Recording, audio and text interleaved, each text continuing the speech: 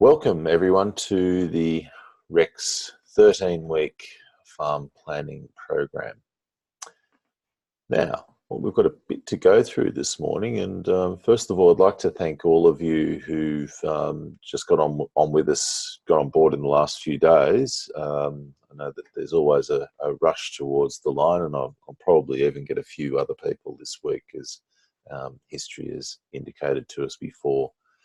We're going to today go through this slideshow that I've got here and look at some of the, so we'll have a look at that. That's not going to happen first though. What I want to do first is just make sure, because a lot of you are new, make sure that you're all familiar with the Regrarians workplace, because that's actually critical to your full participation in the REX program. Before I do that, just so that you're on board with the whole Zoom platform, which is what we use for the webinars, you'll see there, we'll have a navigator around. I can't see what's on your screen, but there should be a bottom bar and there's a Q&A panel. So what I'd invite you to do is to, if you have any questions, then use that. The other thing that you can, and that parks a question for later. What I can also do is, if you have adequate internet and you've got a microphone connected, then we can very easily also have you ask the question directly over the microphone as well. It makes it a bit more human than those often amorphous experiences that people have when they're doing webinars. We try and be as human as possible. Hence us doing live shows all of the time instead of just giving you recordings like some seem to find themselves doing. Right, well, let's have a look at what you need to be familiar with to get the most out of the REX. So for a start, one of the things that we've done is we're using a platform called Workplace by Facebook. And we were really stoked to come across this a bit over, about 18 months ago, because it gave us the ability to be able to house the network that we're building and that we've built over time in one place. It also meant that from our perspective in interacting with people, that we didn't have to flick between platforms. We didn't have to. So now, and this is what we hope that you will do, is, so you can see here, I've got the screen with the chat on it. So this is the workplace chat, which you all have access to now. We prefer that people communicate. If you've got something personal to discuss with us, which is just between you and us, then you can do that, or you can chat with other people, of course, who are anybody who's on the workplace. You can also connect with some of the groups. So this is the planner subscriber group, which you will be a member of, and that's the way that I can communicate with you all at once in a chat. And we prefer to use this than email. It has all of the functions of email, but what it also means that from our perspective, we're all in the one workplace, one platform. So yeah, please use that. You'll notice that if there's a bit of difference in interface. Now, I should just mention that the Workplace by Facebook invited us to be involved in a beta program for the new look and some of the new functions of the workplace in what you might say Workplace version 2. Don't tell anyone about this because it's confidential outside of this space. However, and if you want to be involved in that beta program, then just let me know and I'll sign you up to that. I know that there's a few people on this call who already are.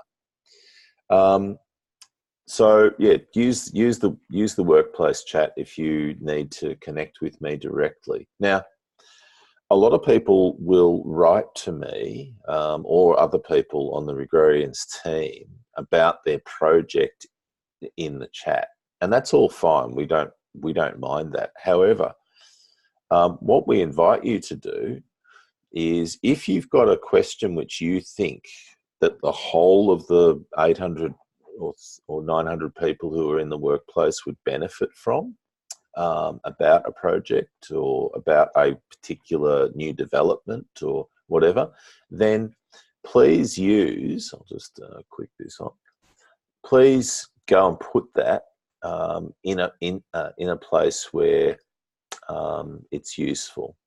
It's going to be useful to the whole. And so what we have here is you go to your news feed here, and let's say you've got a topic about water. So what you'll do is you'll just put in water, and it'll immediately come up with any of the groups that are associated with water. So just to take a backward step here, Facebook have developed basically with the workplace a private intranet for companies. That's what they developed it for, based on the Facebook platform, but it's private. So it's Facebook without the Facebook. It's the Facebook platform without being Facebook. It's not public. All of what you discuss in here is only within, and you can't share it outside. Obviously, people can screenshot and you know, all of that, but that would go against the rules that we've outlined and that you've all agreed to follow. So I can share with you some of that. If you haven't had a look at that, I'll share that with you soon. Many of you would be familiar with Facebook groups, and if you look at the architecture of the workplace and the way that we've manipulated that, I suppose, to say, is that we've taken all of the groups, and some of you would have done forums before over time, and you know that when you go into a forum, there's a whole range of different forums within the forum on different topics. We've basically taken that approach and done it with the groups that there are within workplace. But unlike Facebook, where you have, you know, you might be a member of 20 different groups, and you have to, and they're not all in one place, and all of those people who are in those groups are not integrated. So they're not members of each of those groups. Well, in the workplace, that's not the case. Anybody can be a member of the public groups. Chosen people can be members of the closed groups, and then we have secret groups. And the secret groups, just like you have on Facebook as well, these ones are typically where people are having private conversations about their projects. They might be, so if you've got a project, and I know a number of you do who are on the call now, then you might want to set up, so Farfields Farm, for example, David, you're on the call this morning. Thank you and welcome. You might set up a Farfields Farm group. Now, it would probably be a secret group because there's things that in that discussion that you'd like to keep secret and quiet. Look at the workplace as being something like a big warehouse, and there's all of these groups, such as this one here, the water group, which now the water group, it's got a ton of different topics. Actually, I'll just go to here, click out of here. It's got a ton of different topics that are just about water. It's a public group, and that's what I'm inviting you. If you've got a topic to talk about water, bang it in there. As you can see, someone's put something about septics and about their road, their filling up their system, pumps, natural sequence farming, and so on. You know, there's lots of different water-related topics that are in there, and we invite people to put them in there instead of in private chats or in private groups or whatever, because there's nothing to hide there and there's nothing that's on the quiet. So it's all for the public good of all of those who are members of the Regrarians workplace. So that's what we invite you to use. That's how we invite you to use that part of the system. Now, all of the groups, and there's, I don't know how many we've got in total right now, but there's probably over 100. Most of those are going to be public, and there's quite a few of them that are not. The ones that are probably of core concern, and we'll discuss this today, are those that follow the 10 layers of the Regrarians platform. And water is number 3 on that. So that's the way we've set things up. all of the work that we do, including the way the Rex is laid out, it all follows the Regrarians platform.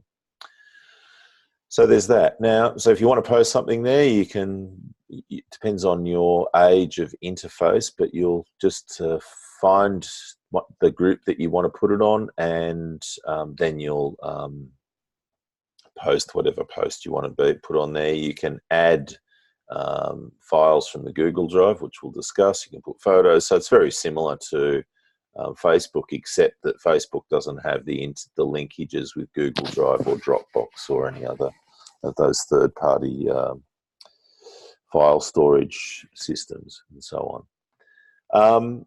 The other thing that Workplace allows is for formatting of your posts. So if I say, which I'll go to our planner group.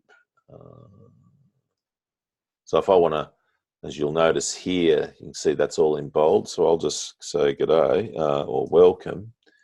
Now, if I say welcome, then I can click on that, and what it'll allow me to do is I can click on that and make it bold, and I can make it a heading, and I can do all sorts of things. So you can got a bit more punctuation, if you like, in and desktop publishing in Workplace than you do in the normal Facebook. I'm sure that they're using a lot of the Workplace stuff as part of a testing ground for stuff that they'll introduce in Facebook proper. Otherwise, I'll just give you a bit of a sense of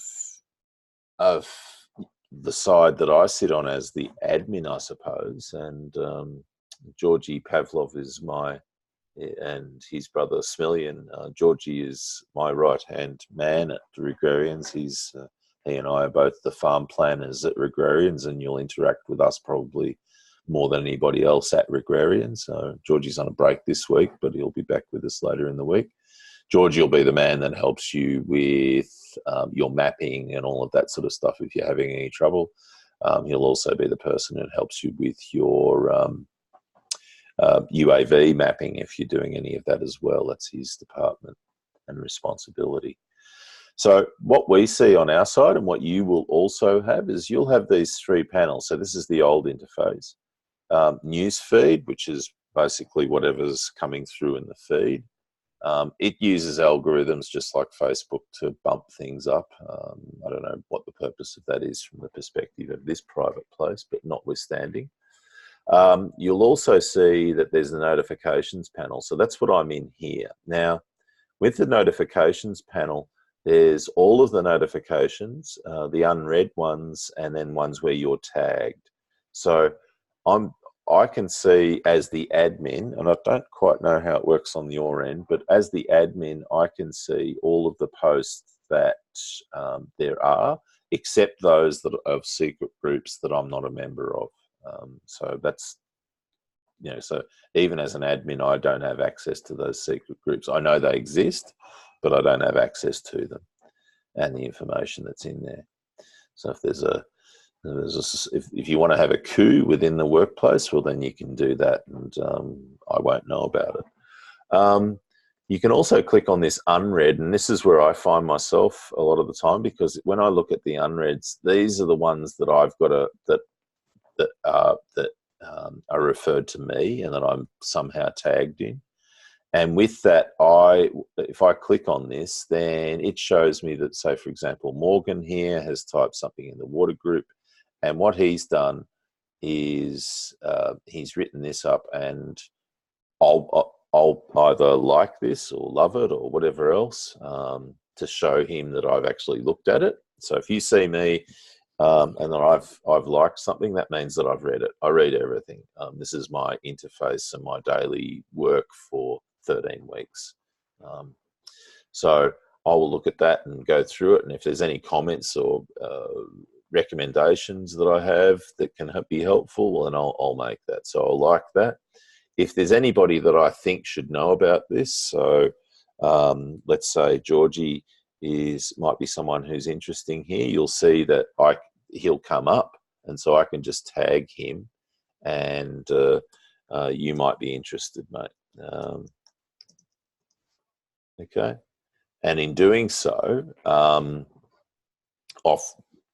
he will get tagged on that as well if he isn't already, but he'll at least know that I've directed him to perhaps pay attention to this, and that there's something that to follow that through with.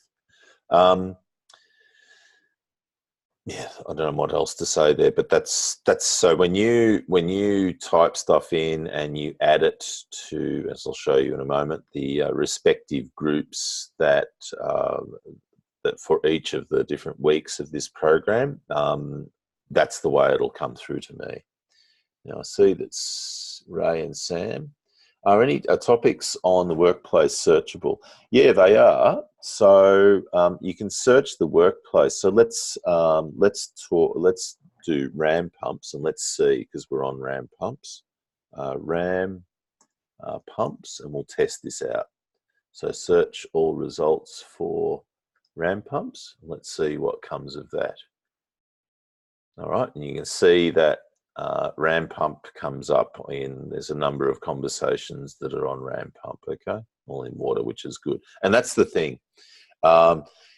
We do use the hashtag as a way of really streamlining the search potential, but it seems that Facebook have really improved the searchability, at least here within the workplace. But if you have any real key topics that you want to include, Ray and Sam, or anybody, then we do advise that you do put a hashtag to it. You only have to do it once, and then that'll link in that conversation and make it very simple to search. That's my darling taking a photo, no doubt. Up to some Instagram no good. Lucky that my desk is so clean at the moment too. So that's what we do there. Now, where else was I? Now, this Regrarians Planner subscribers group, what I'd like to use that mostly for is, this is where I'll be posting the recordings. So the recordings from each of, including this webinar, will be posted there. So that if any of you've missed out, then you'll be able to come to this group. So, but this is, and you will notice it's a secret group. So there's only those who are subscribers that are in there. No one else has access.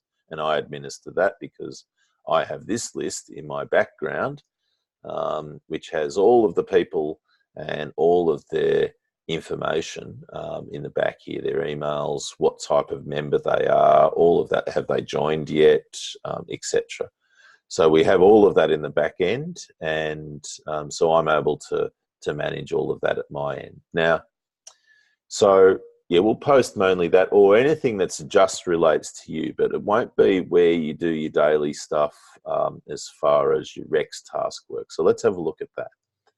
So what you do here is just go, so go into your home. Doesn't matter which interface, so the old interface is the same. Let's see if we've got it there. Still, no, I've lost it. Yeah. So if you've got this old interface, just go to Workplace and just go R13. Okay.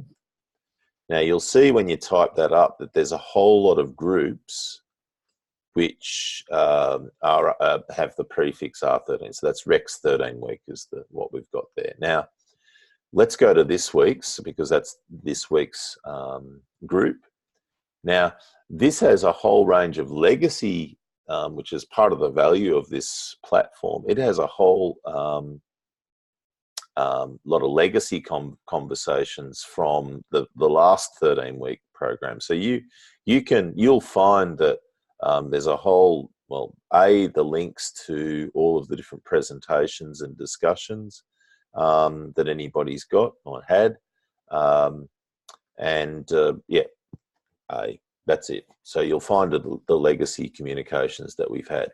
Now, if you've got some task work or some questions that relate to this week's Rex, then please put them in here. Just type it in and say, and tag me or whomever else is interesting or be interested in this, and away we go. If you've got any task work then that's another matter. Well, I'll just show you about that. Now, task work, let's have a look at the other parts of it. And if anyone's got any questions, just type them up or put your hand up, and I'll check in with you directly. So I've only got that one answered live, done. So the other part of the workplace that's important to understand is the Google Drive. Now, some of you have only just signed up this morning, so you will have missed some of the, or overnight, you will have missed some of the information. So yesterday, for example, I did a post where, actually I did that in the planner. So yesterday, and all of you are members of this, I did a post here where I linked you to this particular Google Drive. We use Google Drive because it's free and it's a very simple online or cloud-based storage facility. I think you need to be a Google account holder to have it. I'm sorry if that compromises you, just as it probably compromises you to be part of the workplace by Facebook. It is what it is. We don't have a better way of managing this, and so just set up a pseudonym Google account or whatever. It doesn't really matter because it's just for the purposes of interacting with this. So what we've got here is this link. I'll just make that a bit bigger for those of you on smaller screens. So within the Google Drive, as we've put here, we've linked in that. So all you have to do is, when you're posting a post that's linking to your particular Google Drive or a folder or a file or whatever it is just type in the share link there. I'll show you a bit more about that in a minute. So in the Google Drive, which I'm referring to, it's this one here, and in it we've got the list of webinars. So this is this folder file here, and this is a listing of all of the links to each. So the top title of the webinar, the date, 5th or 6th, depending on your hemisphere, which session it is. So the live session is this one. The live 2 is the Q&A at the end of each week. What you'll see here is the link, which a number of you are there. And that's the link to the particular Zoom link. When we're done with each program, with each webinar, it's all recorded. And so because of the recording, we'll upload that to YouTube as an unlisted YouTube, and then we'll replace that with the YouTube link. And we'll also put that in here so that there'll be the link there. We make it as easy as we can for you. I've got a little process that I go through of where I put things and all of that, which says, I think Lisa says that I'm half Virgo. I think that's why some of you might find that appropriate. So my Virgo has me do that, enjoys this sort of partitioning and placement of things. So anyway, we'll make sure that you know where everything is in a variety of means. But you can just come straight to this, and it'll all have it all listed there. Similarly, what we also make is we make a podcast of every, because some of you like, especially you probably won't listen to today on a podcast, but you may well listen to some of the others if you're driving or whatnot, just to help you with that memory retention, and just so that, because some of you are audio learners, some of you are visual and kinesthetic. So, you've got to, obviously the kinesthetic stuff is where you'll be doing stuff yourself. It's an online program, so we only go so far from that perspective. But visual learners and audio learners, we're trying to give them the best possible experience and option. Otherwise, so they'll all be listed. There's nothing in there right now in that folder, but you'll just click on there, and then the podcasts will be listed. You'll notice here that we've got the last Rex program in here as well, which you will get access to. And so here's the podcasts from all of those. And so you can click on any of those and get and listen to them as well. That's part of the subscription or membership package. All the presentations will be listed in here. So I've got today's ready to go. It's sitting there. We've also got your task work. So what you'll do here is I want you to go to New, Folder, and then just type in your name, and the name that, please use the name of either the farm that you're representing, because some of you have a project and there's a number of you who are members to that. So if you're one of those, then please do that. By all means, if that's how it works. Otherwise, if you just want to be known by that farm, that's fine. I just need to know who you are, because if you're registered, for example, as Ray and say Sam Palmer, and you have a farm that you've registered on, I don't necessarily know it's you until you upload it. So just be aware of that. So we've got Farfields Farm. I'll just open this up for the Farfields folk. Now, Farfields Farm in Virginia. We've got Rockhouse Farm. Thank you, James. You're right on it, mate. So we've got Farfields Farm. Now, in that, what you will do then, if you've got task work for week 1, then just put week 1, okay? And week 1 is where you will put any anything that you can't put directly as text or whatever in the workplace, you'll bang in here. For example, let's say that we're in this week. Now you can add files directly. You've got limits as to the size. So some of you, when you're doing maps, for example, you'll exceed that 100 megabyte limit. And so you'll use Google Drive for that. But in large part, you can just add files directly in here. So, so the way you go from there. Sally, yes, good morning. There's 3 of you working on your farm project. How do I get the other people invited to the workplace?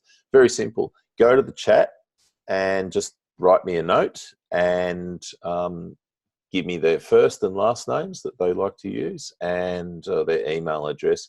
Just make sure they're not a member of another workplace, and they'll be fine. And then we'll get them in. But anyway, yeah, that's all you have to do, and that's open to anyone. That's one of the benefits of our package, is that it's 1 subscriber per project, so it's a fairly good deal, we think anyway. Okay, so that's what you'll do there, and then when so thank you, you're all on board. So if you want to add that, so just right click and click the share button, and once you've clicked the share button, just copy the link, and then you go to the Regrarians platform week 1, and you'll just type in Darren and tag me, and then you'll paste that link. And now we'll just post that as a test.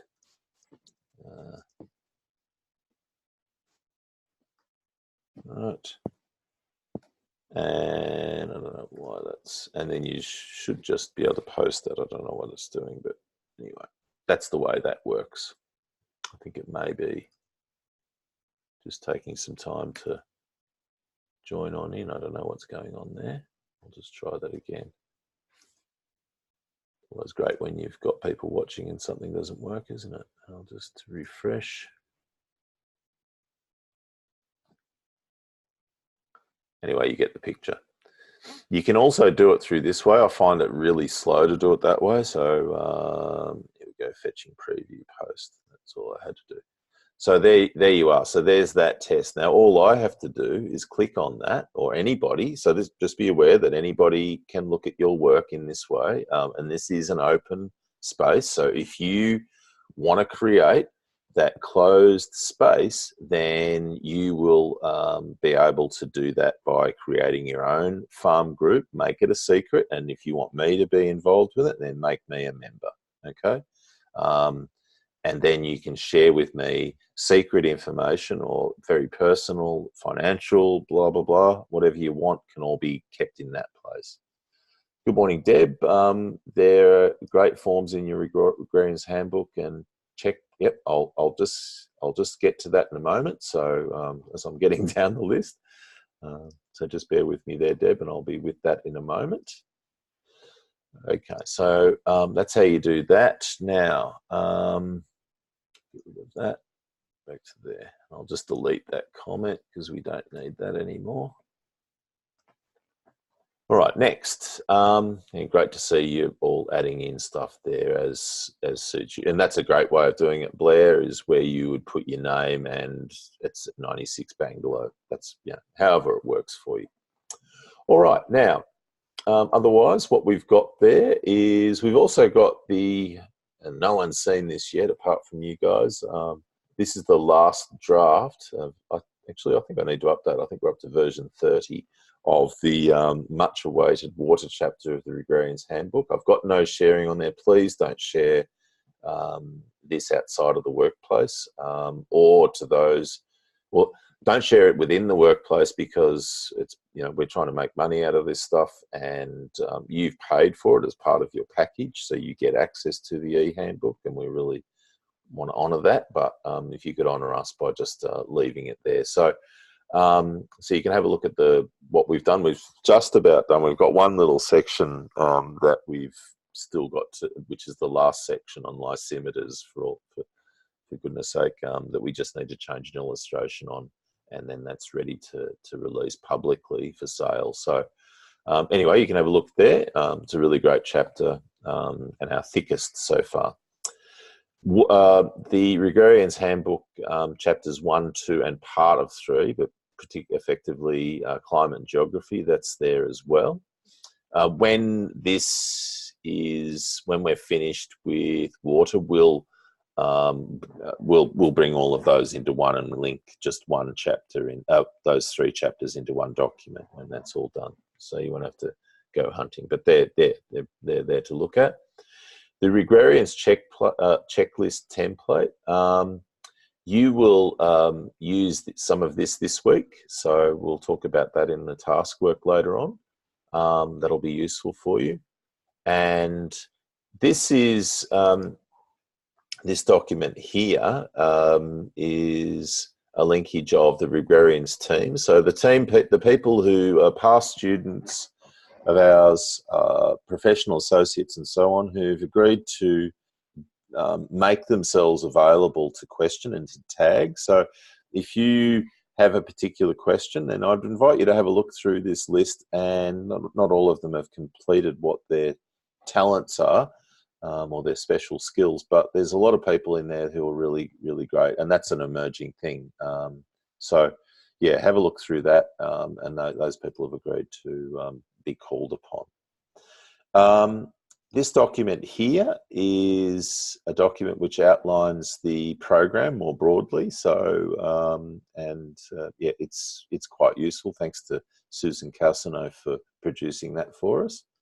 And lastly, and I've got the links there. So that's all we've got in there. Now I see here we've got Gungaloon. Now Gungaloon, I would say that whoever that property is, that's been put in the wrong place. So what I'll do now is I'll just move that to the task work. So just make sure that when you create a folder, that you're actually within that folder. Not that dissimilar to your file manager on your computer. So just make sure you're in there and then click new. If you're out here and click new, then it will go into here. Just save us all a bit of worry and work if you can.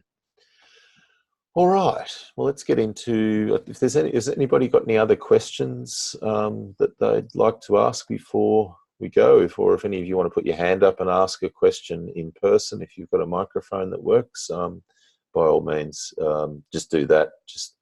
I think there's a little tag there where you can put your hand up, and away we go. I'll get rid of that. That's a legacy from the last program. We don't need that anymore. All right, I can't see anyone's hand up. Okay, so let's get on with the show. Now, I just need to declare that, I'll just make this full. Can I do that?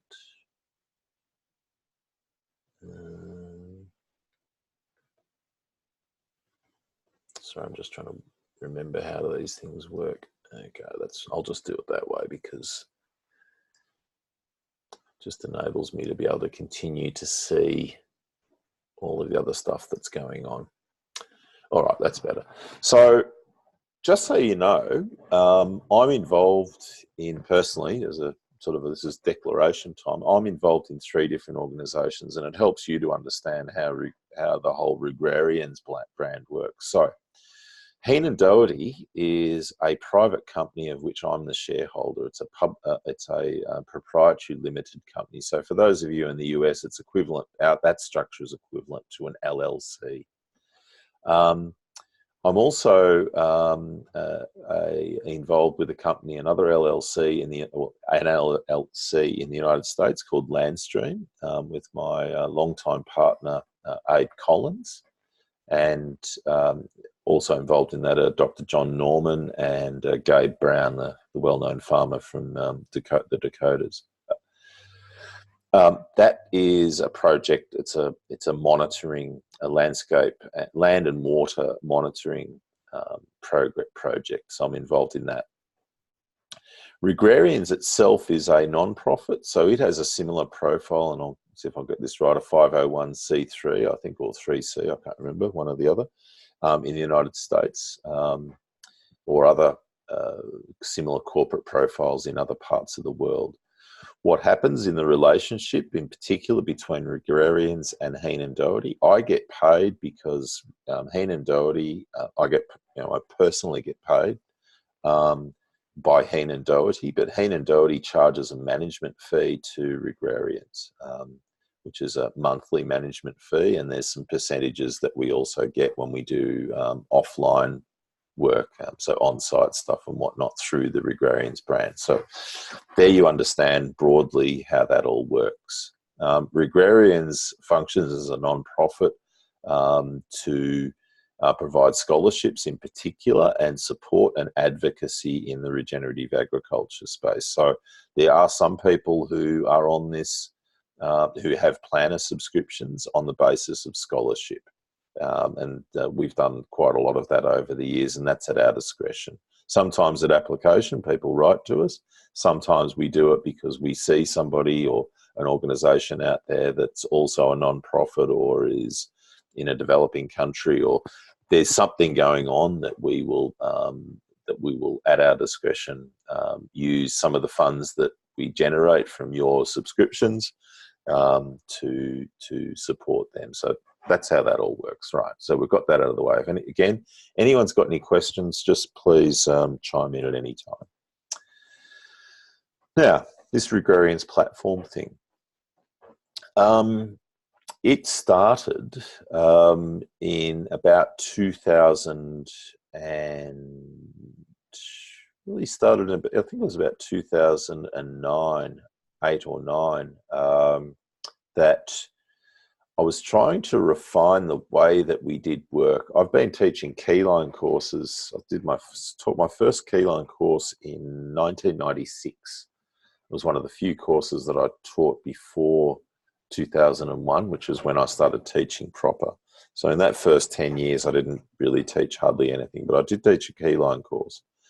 Then I went on in 2007 to do a series, the Soil, Water and Carbon for Every Farm tour around the world. We did that for 13 months in 2007. And we didn't use anything. We just developed a broad platform for that particular those series of courses. It was Ian Chapman, I think he's in the workplace. He is a TAFE teacher, so a community college teacher if you're from the US, here in Australia. He's also a holistic management certified educator. And he invited me along with a whole range of other holistic management educators to teach them land planning.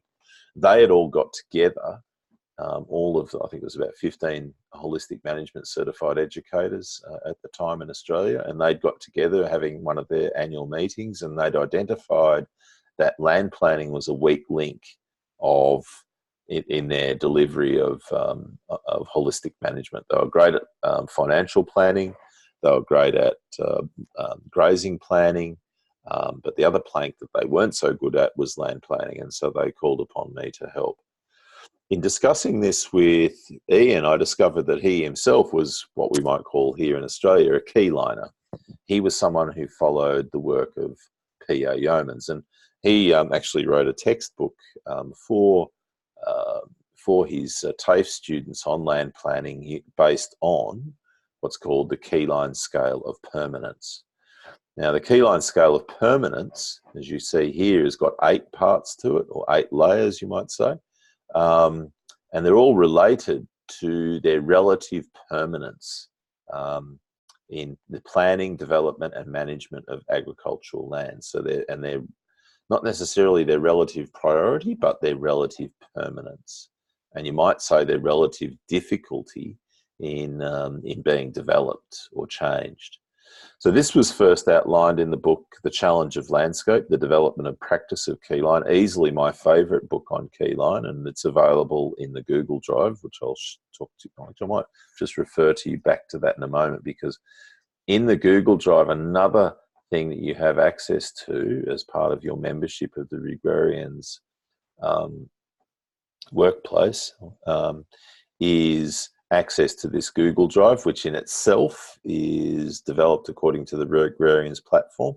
Plus, there's a few other bits and bobs that are in there as well. So if you want to see the book on Yeomans there, then you go to water.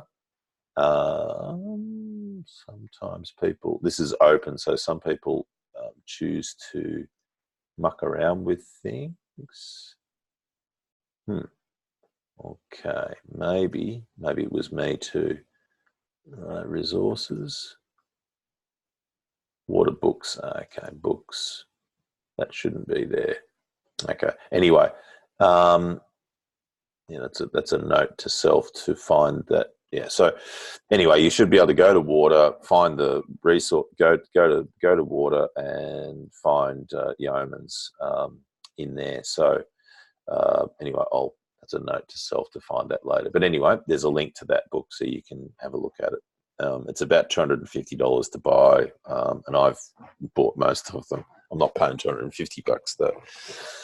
Anyway, that was the first book to outline the keyline scale of permanence. Ian Chapman's, when I said to Ian, how do you teach keyline? Because he was teaching it in his TAFE courses. He said, I use the scale of permanence. And it was like, oh, amazing. That's such a great idea. So that was the real genesis of the development and use of the Regrarians platform. And it really turned a lot of things on its head for us, as insofar as so many different things. We called it the Regen 10 to start with. So I came up pretty quickly with a 10-layer system. Basically everything that you see here, plus economy and energy, because I saw that when I analysed this, I saw that they were the 2 missing layers in the planning, development and management of agricultural lands that were missing at this out of Yeoman's scale.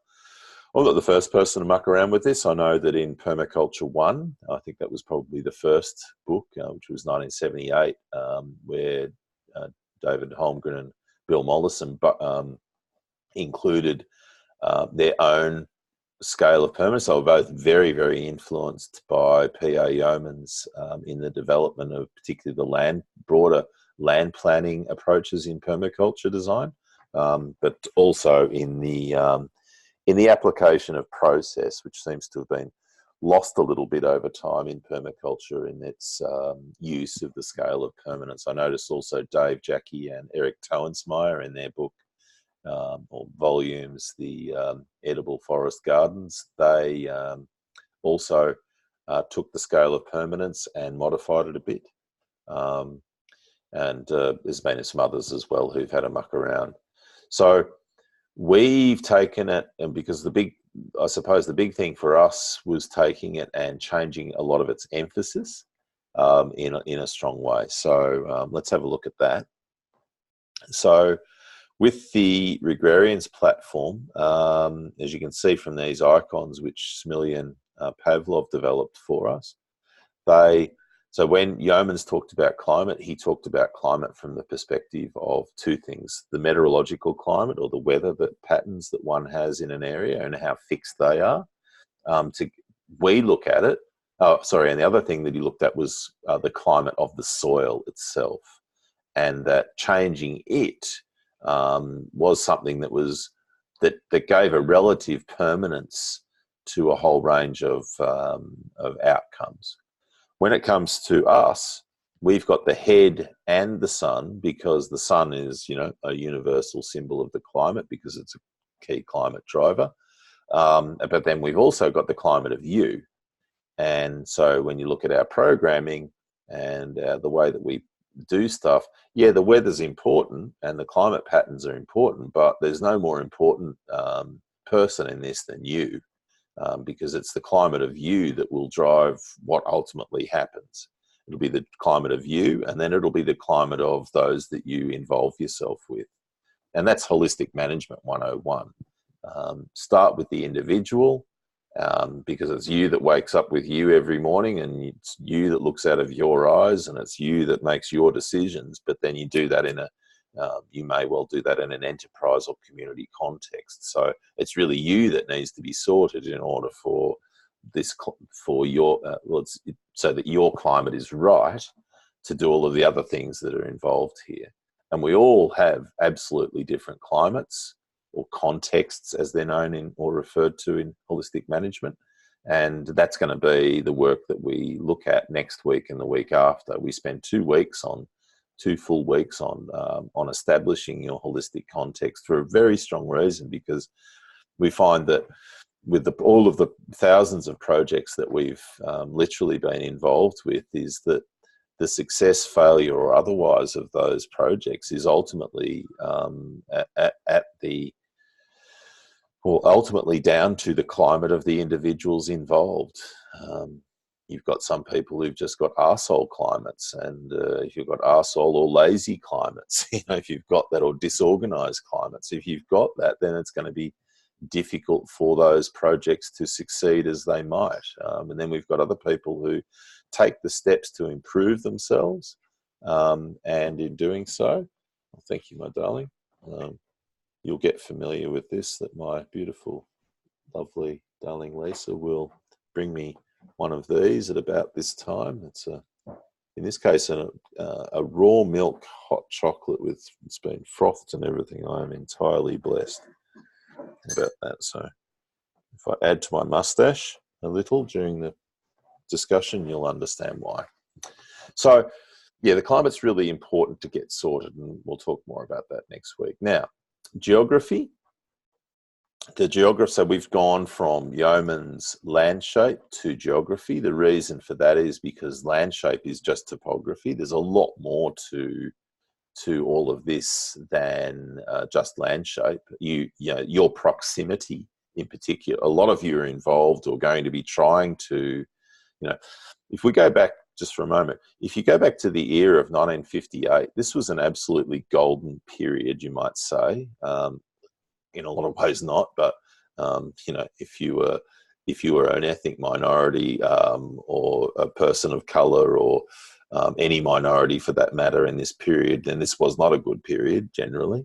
But from if you were in agriculture, this was, particularly in the Western world, this was an amazing time. And here in Australia, it was a particularly sweet moment, because we came out of the World War II as winners. We came out of World War II with a new set of relationships, particularly a relationship with the United States, whereas up to that, before then, our primary relationship was with the United Kingdom. We became more of a sovereign nation because of some acts that happened during World War II within Parliament. We also had a period of climate, meteorological climate, that was sweet. Every 30 years in Australia, we have what's called a canonical La Nina, and that's basically where the whole of the Australian continent is wet for 2 years at least. This period actually extended until the late 60s. And this period, so we had this economic boom that occurred after World War II, the Marshall Plan and the rise of the US, because Australia and the US, as a result of World War II, built up a lot of manufacturing. The middle class was developing exponentially, etc. Middle class development equals more food and better food and more costly food being bought. So Australia had good climate circumstances in that era, really great prices for everything. So the farmers were getting really, really good amount of money for their product. They also had landscapes which still had a lot of carbon in them, in the soils. So that meant that with the adoption of scientific agriculture, that when they applied artificial fertilizers to those landscapes, they had boons in production because of the excising of all of that legacy carbon that had been built up in those soils for millennia by natural processes, and then indeed natural processes including Aboriginal management for the last 60 or so thousand years, and so on. And we also had fairly open government policy as far as development. And it was also a period when bulldozers appeared, again, a legacy of World War II. And people like P.A. Yeomans took full advantage of that. Low-cost loans to development, the relatively cheap and available labour supply. So it was a really sweet period. It was a really upward period. You know, farmers were getting, it was a good deal. So they didn't have to worry so much as we do now about a whole range of other factors. So farmers back then weren't involved in direct marketing. In Australia, for example, we had a whole range of government-owned enterprises which jointly marketed a whole range of different products. So there was the wool board, the wheat board, the barley board, the so on board, this board, that board. They marketed Australia's product, and you got a really good price, and you were getting good yields because the place was wet enough to generate it. So no concern there so much about geography as opposed to just landscape, including from Yeomans. These days, well, I know that in the US in 1971, the average farm gate price for products was something like 41 cents in the dollar.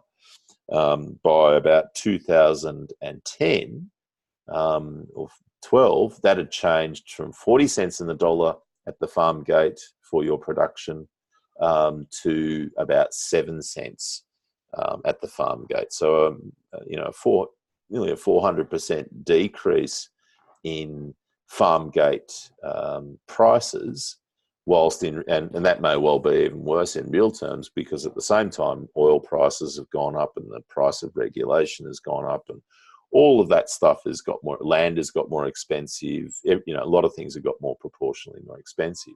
And so what we call the terms of trade in agriculture have decreased over that time. So geography, your proximity to markets and all of those sorts of things have never been more important. And so when we talk about geography, it's a much broader topic. The other thing that we've had happen in the period since Yeomans is that when Yeomans did mapping, it was really hard. There were very limited resources that the common person could do or use to be able to map their farm. Like to create a contour map back then was really hard work. There was no Google Earth. There were 10 metre or, say 20 foot or 40 foot contour maps. And that was about as good as it got if you were lucky. If you're out in the bush further on, you might be lucky to get a 100-foot contour map or a 50-metre contour map. That was as good as it got. These days, as you know now, we can fly a drone. This has just happened in the last couple of years. We can fly a drone, a UAV that costs $1,000 across your property with your membership of the Regrarians platform. We can process that for you. And you can generate a really high grade, not only aerial image of your property, but also a contour map if you use the right tools. There's lots of other tools that are available for you to be able to do all of that as well. So there's a lot of changes that have occurred from the perspective of geography, both at the computing level, but also on the landscape itself. Some might say we have almost too much stuff available to us, but part of our job is to help you refine what's useful, and sorting that wheat from the chaff sort of approach, because you can get burdened with a bit of disinformation on the geography perspective. So that's where we've changed. Water is water. Water hasn't changed much. Obviously, some of the technology's changed in Yeoman's time. So back in Yeoman's time, it was steel pipe. Poly pipe was just in its infancy then. And so poly pipe is everywhere now.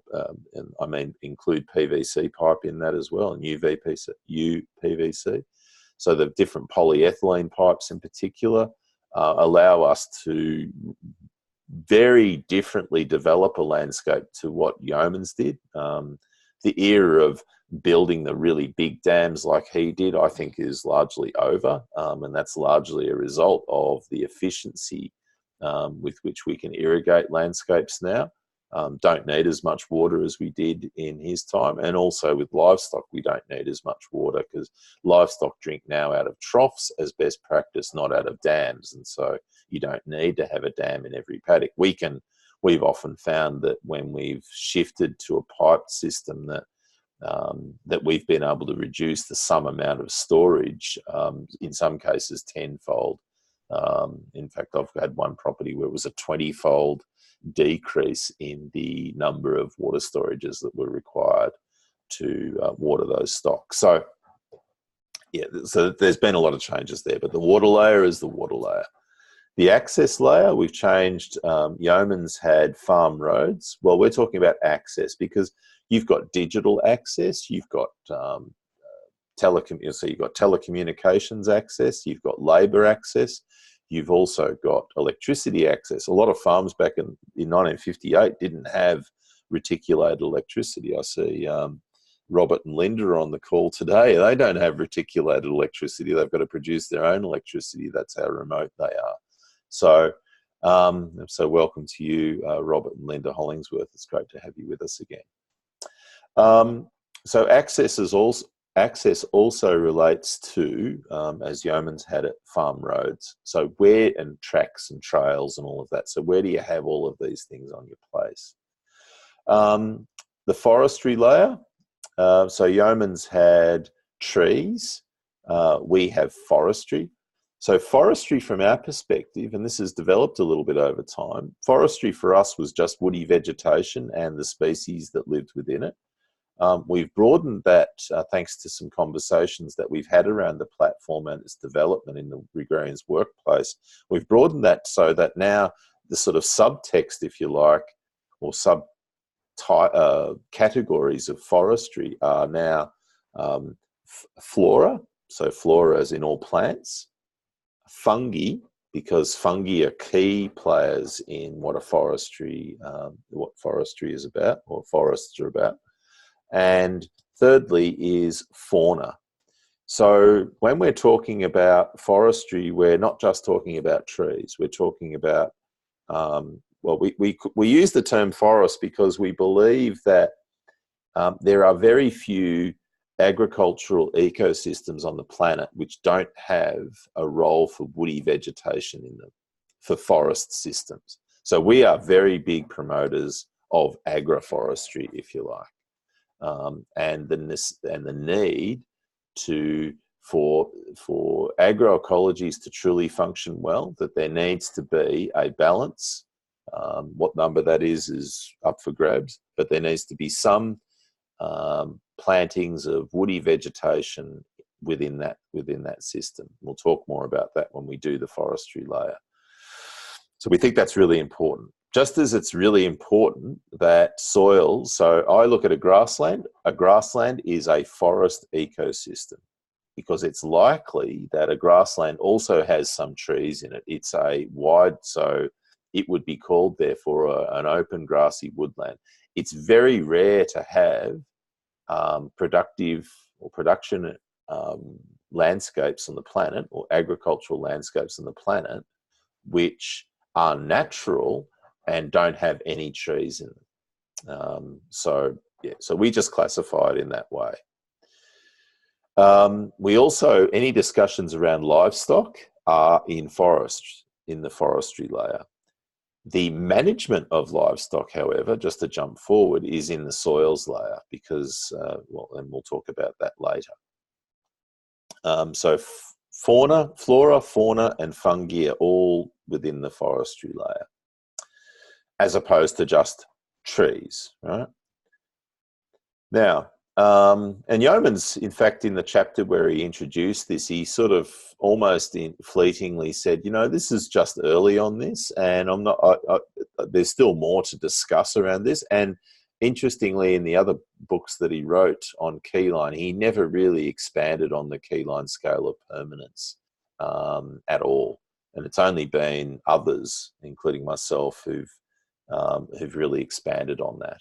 Now, the next layer is buildings. So Yeomans had permanent buildings. Well, in this era, we've now got not only permanent buildings, but we've also got portable buildings. Part of that's in response to the changes of the changes in the regulatory climate over time. That people are building portable buildings in order to be able to leverage whatever potential they have in having buildings on site that perform certain services which increase their terms of trade, increase their profitability, because they can, for example, process animals on their site or process other forms of produce on their site and value add. So there's that. So, and you know, the discussion then is about, as it was in Yeoman's time, the relative position of these places, of this infrastructure. Then we've got fences. So fences, Yeoman's had subdivision fences. Again, harks to a time when electric fencing was just, or farm electric fencing was just at its infancy. I better drink some of this.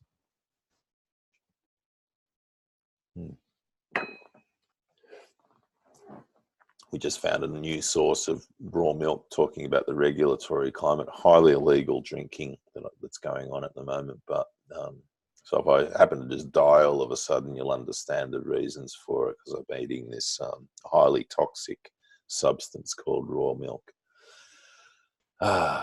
It's kind of like it's kind of like finding drugs these days in this state. Well, if you're addicted to raw milk, if that's your addiction, then you have to find your dealer and all the rest of it, and your score. Anyway, or you get a cow. So with fences, we've had, like I said, that big change in fencing. We've got portable fences now. We've got electric fences and all of the rest of it with powerful portable energizers. So subdivision as such is something that we still deal with, but we actually have 5 different styles of fencing. So we've got permanent fencing. So within this category, if you like. So there is permanent fencing, which is usually your perimeter fencing and laneways and what we would call in Australia subdivision, so your paddocks. And then there's the corrals or yards, depending on where you are, or corrales, which is where if you've got livestock, that's where you will draft them, and it's where you will grade them and separate them and do all of that sort of work often. Probably the heaviest of fences that you will have. And then you've got the, well pointed out there, Starhawk, that one of the key aspects of forestry is fire. I had a very good conversation. Sorry, I didn't see that just then. We had a very good conversation with Javan Banakovic, who's on the Regrarians team, about that yesterday, because he's making a film about fire, which is amazing.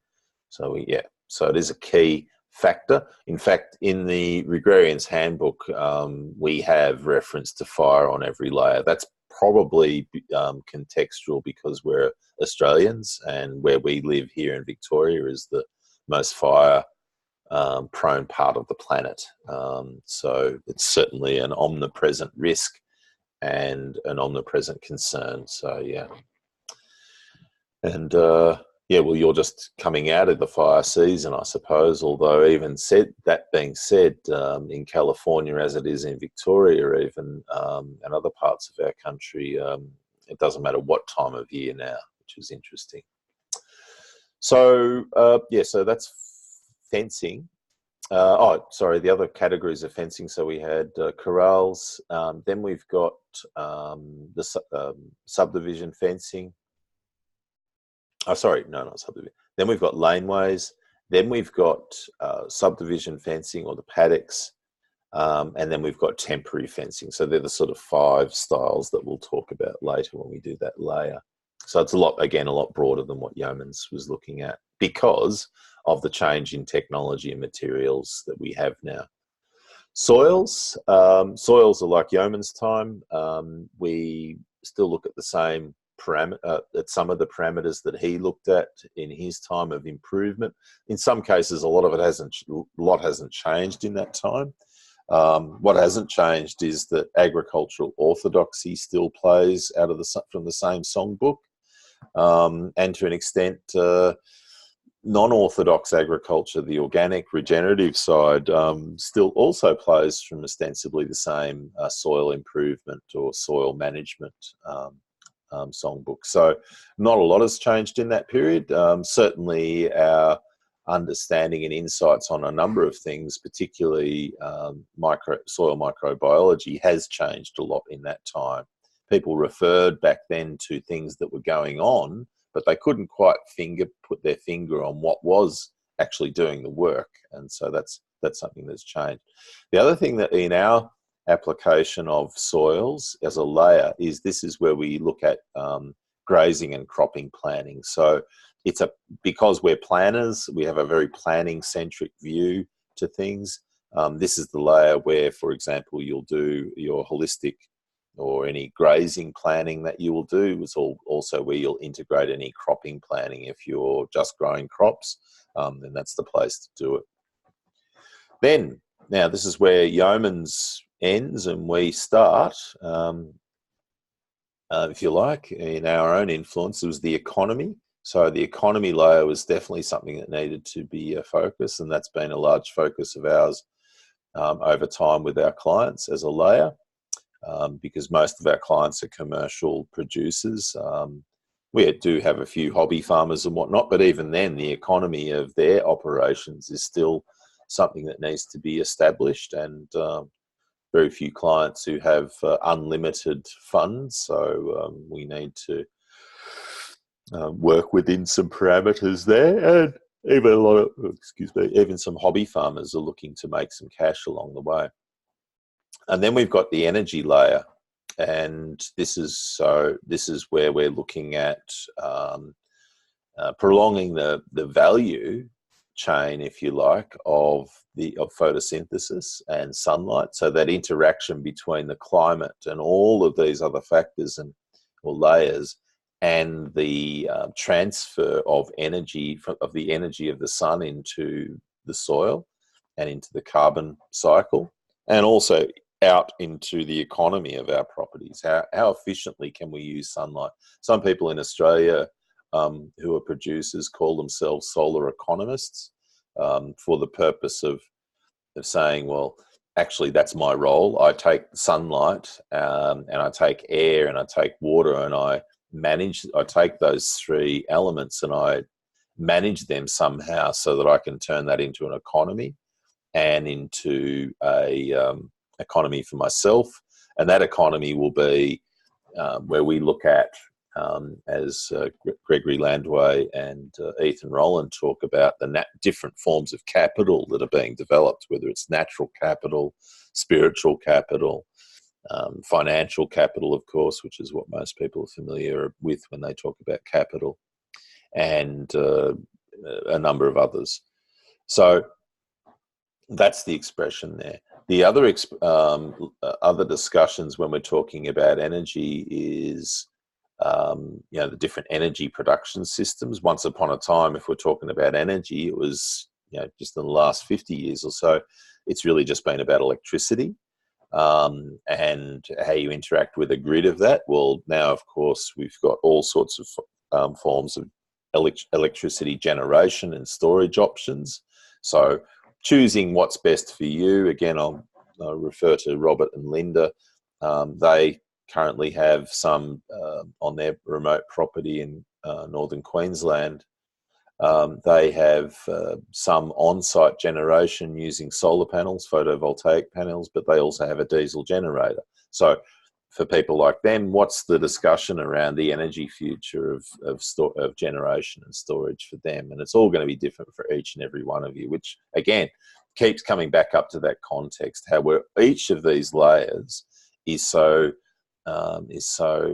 definitely driven by context and geography. So let's talk about that a bit further. Oh, one more energy that we talk about is hope. A lot of people, and that's something I suppose that I'll refer to my old late friend Bill Mollison, who co-founded the permaculture program with David Holmgren back in the 70s, was that he had a permaculture principle which was called the attitudinal principle, and Bill, for all of his fun as a human and foibles, he also tried to express a need to be positive and for positivism to be important, and I would bring that into having some hope, hope that we all can see a future in agriculture or in production. Hope that we can all do as well as we can. Hope that we can be as good as we can and be as good to each other in doing so, is really, and as good as we can to the planet at the same time, is really what that energy is all about. So that's my little 2 cents. Right, now let's have a look at the platform now a bit more. And if anyone's got any questions, please come back to. I've still got your point there, Deb. So I'll just park that until we get along there, until I get to that section later. So let's put in there. It should be. There we go. More. So when we look at the Regrarians platform, this is from my colleague and friend Owen Ablitzel. Owen. We first met Owen in 2007 when he did a course with us at Aurelia Ranch, the first keyline course there, and he went on to shift from being working on film sets in the film and television industry to becoming a keyline designer and a holistic management certified educator, which we helped him a lot with becoming. Anyway, Owen is anyone who knows Owen would know he's a pretty big thinker and an incredibly big reader and researcher, and he stripped apart the keyline scale of permanence and sort of looked at it in this way, that when we look at it starting at energy and then going up to climate in this graph, that change is more difficult as you go up the layer. So if you go from 10 up to 1, so to change, I need a coffee. No, I don't need a coffee, mate. Thank you, Ray and Sam. I'm perfectly good. It's just that I'm sitting down. I need to actually jump around and have some exercise. Whenever I sit down, I start to yawn. Anyway, thank you for the concern. So I was going to say energy. Well timed there, Ray and Sue. No, Sam. Energy is, if we look at it from the perspective of photosynthesis, it's the fastest thing that there is. It happens very, very quickly, photosynthesis as a process, quicker than anything else that's going on in here. So that's why it's down there. There's obviously other aspects to the energy layer which take longer and have relatively higher levels of permanence. Like you might say a solar installation has as much, or a generator has as much permanence as some fences or some buildings, for example. And so this is, I suppose, where we might differ to an extent with the Regrarians platform, in that, yes, it is in part a scale of permanence, but let's not get too bogged down in this. Let's also look at this from the perspective of catalogue and cataloguing things and being thorough about things. That yes, we have this list, and yes, in some parts it's about the relative permanence, but more broadly, it's about us categorizing and trying to get our heads around including all of the things that we need to include when we're thinking about running profitable and productive agricultural landscapes and enterprises, families and farms. So how do we do that?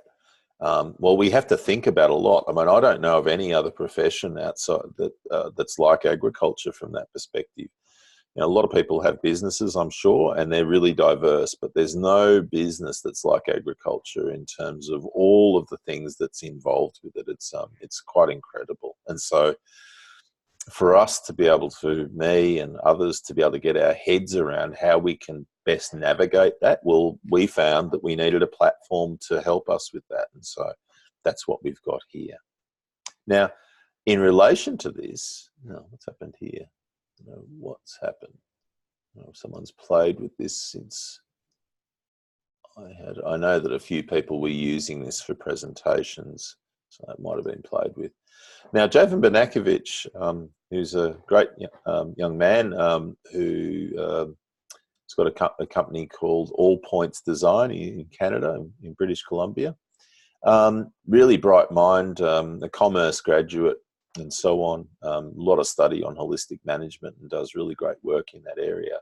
He was looking at this, and we were having a chat about this one day, and he referred to us in the way that he looked at this from this perspective, that when you look at the Scale of Permanence or Regrarians platform, that you can look at it in this way in terms of change and time, or you can look at it in the amount of time that's actually taken by each layer in this way. Now, the practical reality of that, again, I'll just fix these because someone's been mucking around with my stuff. Anyway, the practical reality of this from your perspective is that for each of you with your respective context, and I would look at this, that when I talk about context and I talk about where we are as planners, because we're all in a planning program now, where we are is that we're going to be looking at our own context, individual.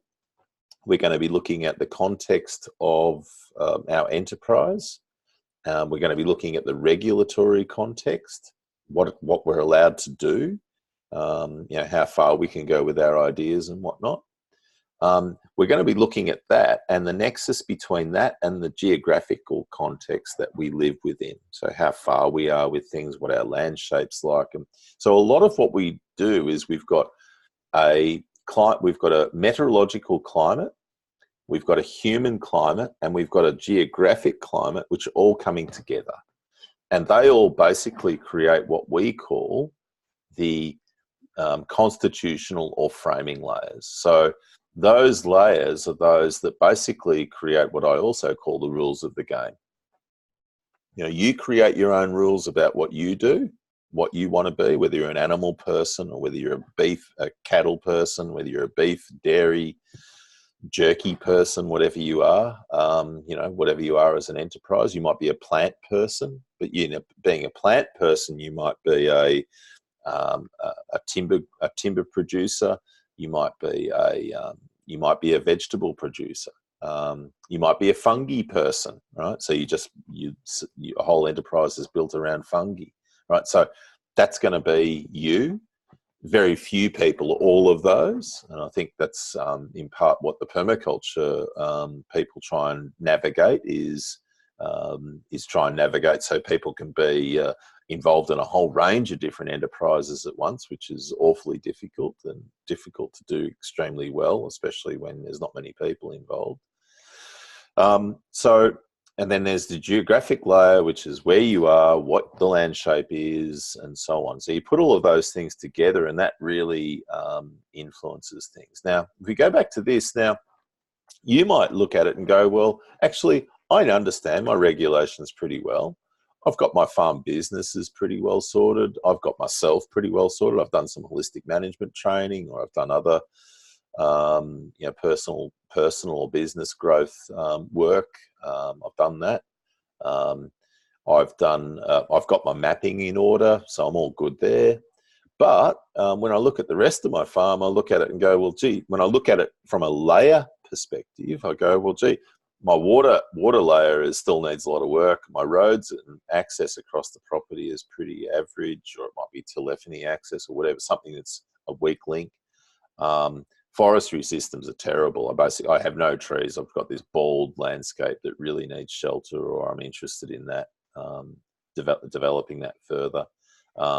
It might be that I've got a cropping landscape that I want to reintroduce livestock back into, whatever it is. My buildings need some work, or there's that layer I need to pay attention to because I want to introduce portable buildings into that landscape. So I'm going to have to think about that a bit and focus on it. Fencing's shot, so I need to look at the fencing systems that I have. My soils have been really good at managing my soil, so I don't need to pay too much attention to them right now. I've got a grazing plan, whatever. The economy of the farm, oh wow, I really need to get that sorted. And energy, I've got a grid system. I'm happy with that at the moment, so I don't have any worries about energy. But I might need to pay attention to, if my soils are okay, I might be okay on the energy front as far as photosynthesis is concerned. Anyway, so you've got those things. Now, what this demonstrates, and thanks to Javin for helping with this graphical expression, is that what we're expressing here is that when you use the Regrarians platform, it is not necessarily a pyramid anymore. It's now something that's a bit lumpier, like a demographic graph, and there'll be different layers which have proportionally for you a different level of importance, and that's in part why we've developed the program in the way we have.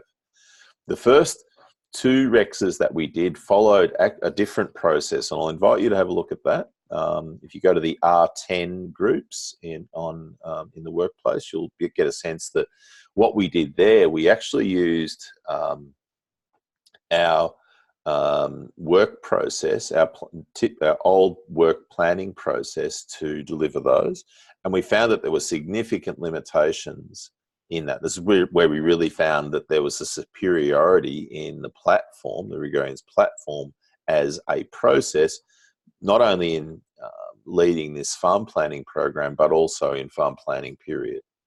So now, Deb, you've asked about the checklist. So we have a checklist, and the checklist which is open to you, and that checklist, you going through that will be somewhat of an ambit stock take of where you're at as it comes to these various layers. So you should be able to go through that this week or when you get time, and you'll be able to say, well, in that stock take, you'll be able to, come up with something akin to this, maybe not so graphical, but whatever, and say, well, gee, the layers that I really need to focus on right now, well, gee, maybe all you need to focus on is your climate, because let's say that you are involved in such an array of dysfunction on your farm or your operation, your enterprise, that I just really need to get my shit together on that level. And that's fine.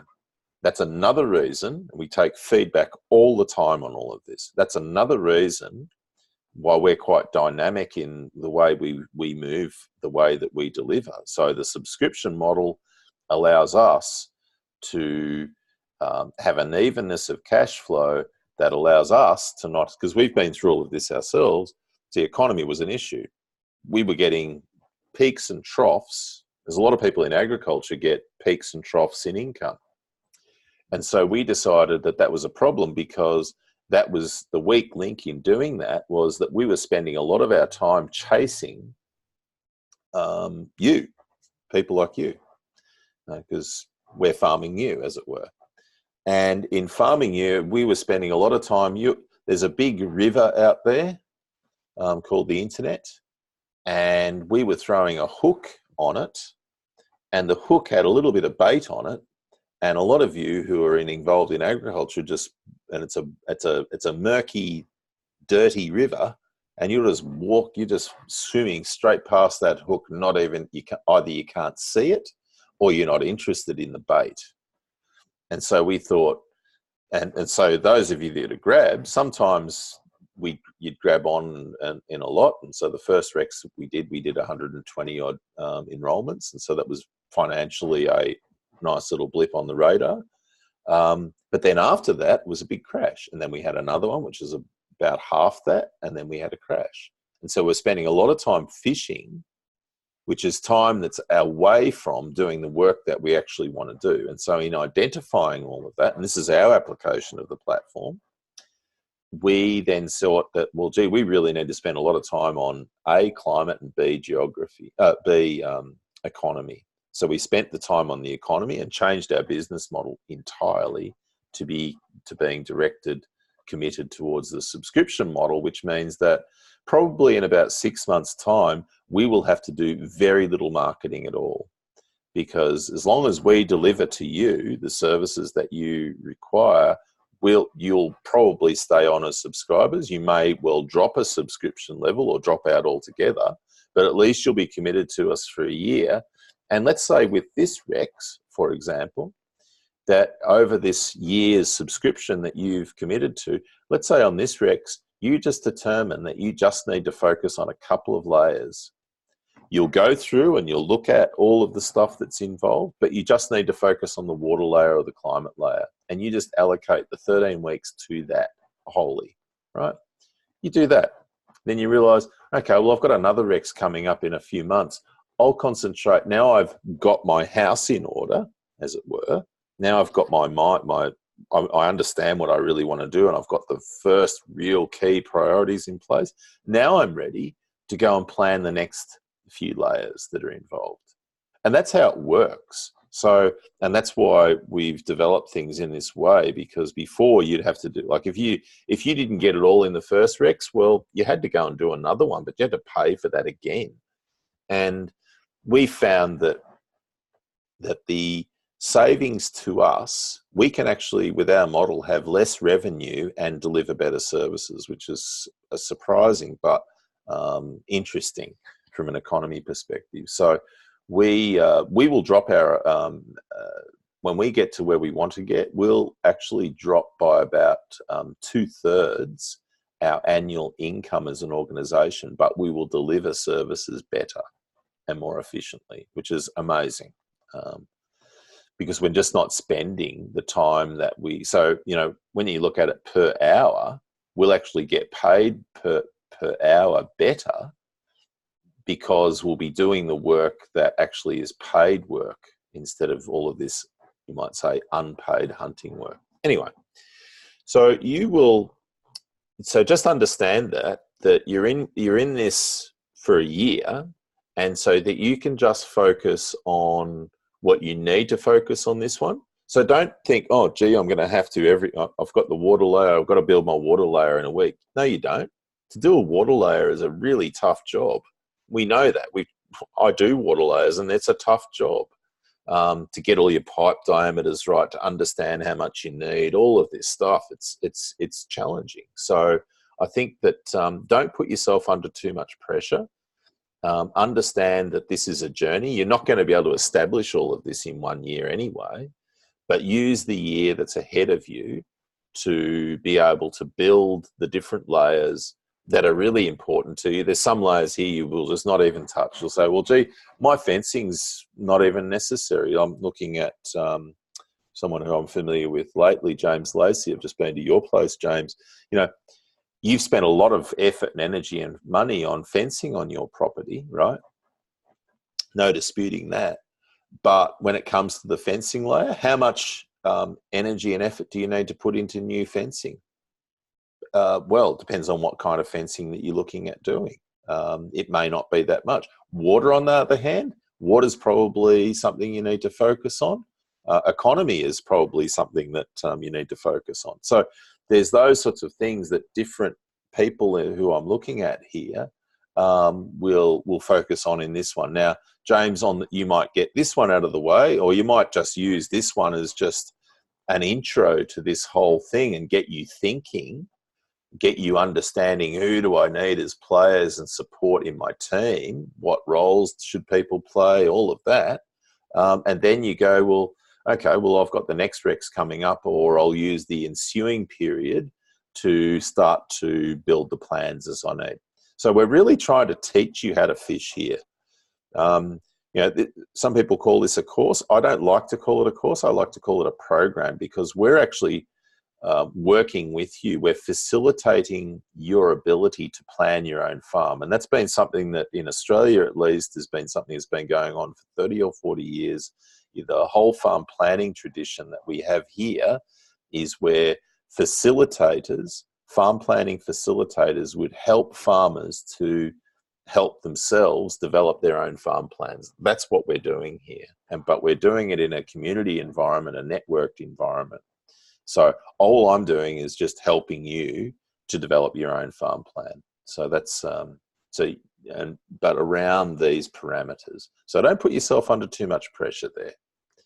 But be clear on that, and try and if you're going to try and get anything out of this one, out of this Rex, it'll be just to, well, get these two, get number one done. That's really, understand what you need to achieve on a whole number of levels. So build the constitution of what you're doing. All right. Someone's just written to me, would love to join the Rex. Well, you have to wait until I'm done. Now, infrastructure and development layers. So when we look at these layers, these are the ones that we spend a lot of work on. You might say that these are working on the business, as it were. These are working in the business. So these are the layers where we're actually out there building this stuff. We're planning, and there's going to be some, and it's infrastructure. So we're going to develop and then manage this stuff. But largely it's we're talking about plastic pipe. We've got to decide where it's going to go. We've got to go what it's connected to, what the outlets, what the sizes, what the valves look like, where they are, all of that sort of stuff. That's all that's a irrigation or reticulation infrastructure project. And we've got to pull all that together as a layer within the layer. Now, same with forestry systems. We might have a whole range of different forestry development on our property. If we're looking at it from a flora perspective, we're going to be planting shelter belts. We might plant orchards. We might plant all sorts. We might plant some trees in the paddocks. There's all sorts of different things that we'll do. But that's natural infrastructure that we're investing in and that we're developing. Buildings, fences, energy systems. So when we talk about the energy layer from this perspective, we're talking about the energy infrastructure of generation and storage, and so on. The management layers are soil and economy. You may also say that energy is something that we manage, and I grant that, and it's probably reasonable to put that there. But we tend to not develop soils so much as manage them. You might do a bit of tweaking with them early on to, a bit of amendment or a bit of work to them. But, soils are largely something that we manage as opposed to, you can get semantic about this, but I look at it from a management perspective. Similarly with economy, you are managing your economy. Yes, you are developing it. Yes, there's infrastructure involved, again, to semanticize, but it's largely something that we're managing. It's driving me a bit crazy. There we go. So there. Now, if anyone's got any questions, apart from suggesting I need coffee, I just need Theobroma cacao, I think.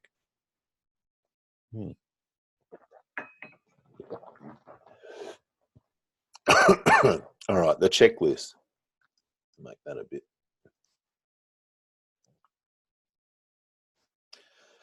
So you will all have access to this. This comes to your point, Deb. So I'll just get into my back end here. You can see how I use Google Drive. So you'll see here that there's the checklist, Regrarians checklist template. So let's just open that up. Now, what you need to do there, see these three words, make a copy. So what I want you to do is I want you to just do this. Go right click, make a copy. And when you make a copy, this is what will happen. You'll need to then, right, so you've copied, there's the copy. What you then do is move to. So I'll just move this to, and you'll see here there's a sort of a sub folder here. What you'll need to do there is just go back. Oh, sorry. Go, and you'll need to go to the Regrarians task work folder.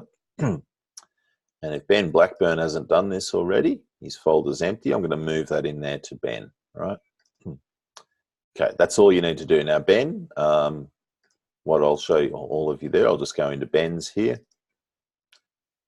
Now, this is a reminder that we all have access to each other's folders here. So if you don't want anyone to see what you've got in there, I don't think anyone's doing too much snooping because we've all got enough of our own stuff to do. But if you've got stuff that's sensitive, don't put it in here, because this is you've only people who have access to this folder, or those who I've given this access to in the planner group. The Rex participants have access to this. But if you have stuff that's sensitive, either send that to me as a private message in the chat, or make your own group. So Ben, make your own secret group called Your Farm. You'll call Your Farm and put it in there. And if you want me to look at it, then you'll need to include me as a member or other members of the Regrarians team that you want, that you've reached out to and they've agreed to work with you in there, and put your sensitive stuff in there, all right? So what I would do there is just rename that and just take off the copy bit. It does that by default. And there you have it. You've made a copy. Now let's go into Ben's thing here. You can get rid of that actually if you want. He's made a copy. Now, this is the Regrarians platform checklist. Now, this was developed from the handbook. In the handbook, there's that template that we've also developed here, which we sell online. And this is just a bit of an easier one. It's been set up for use in Google Documents. So you'll put in your name and all of that. This has been built as a template so that if you are a consultant and you want to use our materials, then you can use this when you go out with a client, and this will be typically something that you would send to them and have them fill out if you're doing a sort of an online consultancy, or if you're doing one on site, then you will print this out, take it with you, and when you sit down, the first part of the process that you will have with those clients will be to sit down and fill this out with them. So you'll go through this. It'll take about an hour and a half to go through completely.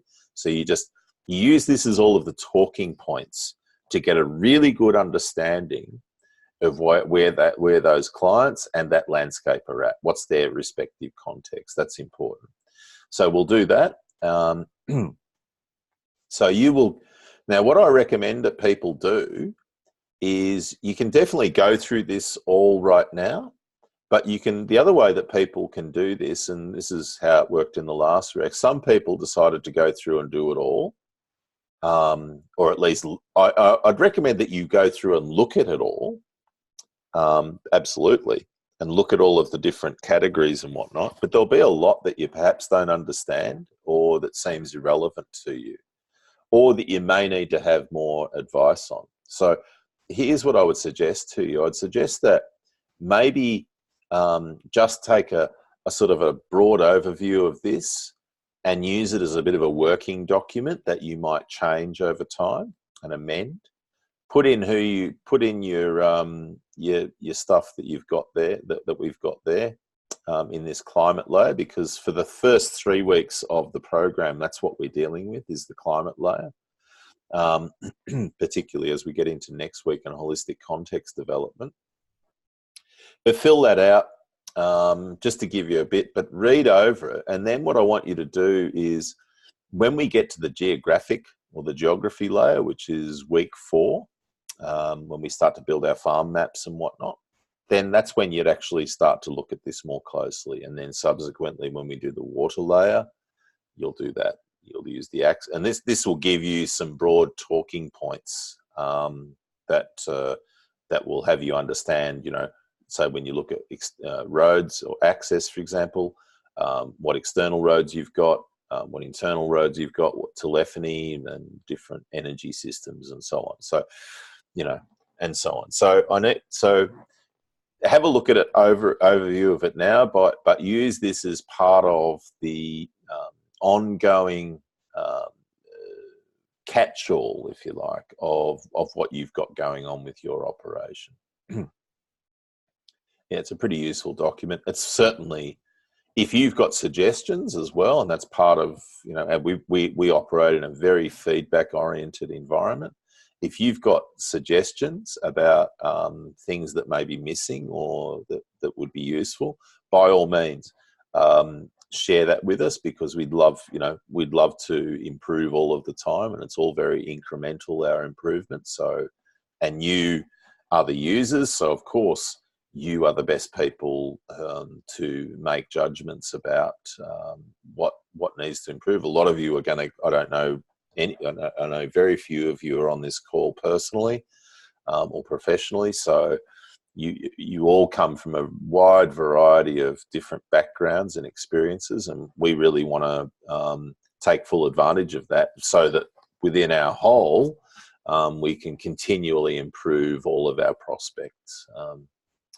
Yeah, so that's where we come from there. So by all means, make any suggestions on improvement. Right, let's get back to that. So just to now, most of you, I'm going to assume, because we've only got 20 minutes of time left, and I've used a fair bit of time in talking about the platform in the way that I have, most of you will have seen.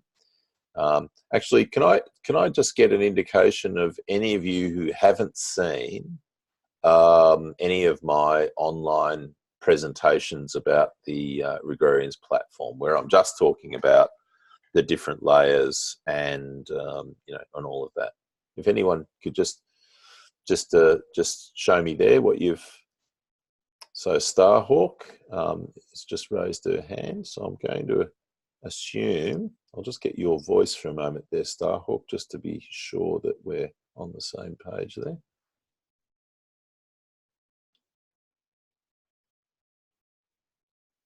Good morning, Starhawk. Can you hear me okay? Great to be on the call. Thank you. Well, lovely to have you involved. I have seen Thank you. in person and heard your presentation, so I just haven't seen any of the ones online. So. Oh, yeah. Well, it's the same stuff. I haven't really. All right, I haven't got any major updates, but I'd certainly say that if anyone hasn't, and I can, in order to make the most of today's time, I'd recommend that they did so. So thank you, and welcome to the program. Lovely to have you here. All right. Anybody else? I've got that stuff out there pretty well. So let's. What have we got here? Someone else just in the chat. Only a few. Yep, no worries, Driss. Good to have you here, mate. Jemmy, yeah, only a few. So these are the presentations where I've gone through each of the different layers and basically said, all right, well, I've got the climate layer, the geography layer, and so on. I've done this very familiar process. And this is where, in the context of what we're talking about here, where we're looking at a range of, so we just look at this quickly, what are the you might say the policies that we're looking at, or the lens through which we're looking at each of these layers, and some of the recommendations broadly that we have for each of these layers, and then looking at the Regrarians checklist and what's actually involved there. The geography layer, like I said, that's the board game. If the I don't know if I did say that. The rules of the game are the climate. The board game is really the geography. And, you know, what are the things that we're looking at doing there in terms of our whole program? And then the checklist. Water, you know, what our priorities are there and what our key understandings are. And then, of course, another checklist. So have a look through that. and it's all fairly self-evident what you've got for each of those. In terms of, let's get down to, I don't need that anymore, it's a legacy. In terms of task work for this week, before I hand over to some questions and if anybody's got any, or broader chat, it'd be great if you were able to read through the climate chapter of the Regrarians Handbook. So as I mentioned before, that's available back here. So just click on that and you can read that. By all means, download it and print it. That's what we recommend people do. So just take a copy of that, just print it out. It's designed to be, it's actually, when we designed the whole, one of the parts of the treatment that I wrote for the development of the Regrarians Handbook was to make it so that it was easily copyable, because we do realise that people do pirate copies, and we felt that, all right, well, if people are going to pirate our stuff, well, then at least when they do it, when they make a copy of a copy of a copy, at least it'll still look good and they'll understand the information that's in it. So it is very black and white, photocopier and scanner friendly in the way that we've developed it, which is kind of an unusual outlook, but yeah, we know what people do. And the most important thing is outcomes from our perspective. So there'll be people out there who get that copy of a copy of a copy and they'll do something that's in it. And we want them to get things right and not risk themselves or the landscape in the process. So have a look at that. Have a look through the checklist, either by looking back through this presentation in the way that I've segmented it here with these different policies, if you like. And if you do have a chance, and this is again, the iterative part the iterative nature of this program is that there is a bit of reading to do, and I don't expect that you're going to be able to read everything that I've got here in the time. But next, you might go, well, gee, I'll get through what I can on this Rex, and then I'll get through that again. I'll get through what I missed on the next one, and take that approach. But if you do have a chance, get the Holistic Management book from the Savory Institute, and I'll put a link up for that. I did earlier, but and read part 3, the holistic context. And that's going to help you in particular for next week. So if you can have a bit of a flick through those, and this week, if you can, try and understand and really just have a, if you want to have some discussion this week in the group online, well then just have a look at, ask some questions about A, the process, B, look at, are you completely familiar or as familiar as you should be with the architecture of the Regrarians workplace and how it all works? Just make sure you're all happy there. Is it the drive? Have a bit of a play, and but also, have a discussion if you wish about any of these resources or task work items that we're referring to. So, yeah, give us an indication there. All right, well, we've got 10 minutes to go before we close up. So if anyone's got any questions, I'll certainly be glad to answer them. So just put your hand up or give us a indication that or go to the chat or the Q&A or any of the ways and means in which you can talk here, and I'll be glad to help you out. In the meantime, I'm going to get back into here. Oh, it looks like Gerardo's, Georgie's birthday in 1.5 hours. Oh, good. Well, I'll have to wish him a happy birthday. David, you've written to me. Nothing else there. We've got Jason.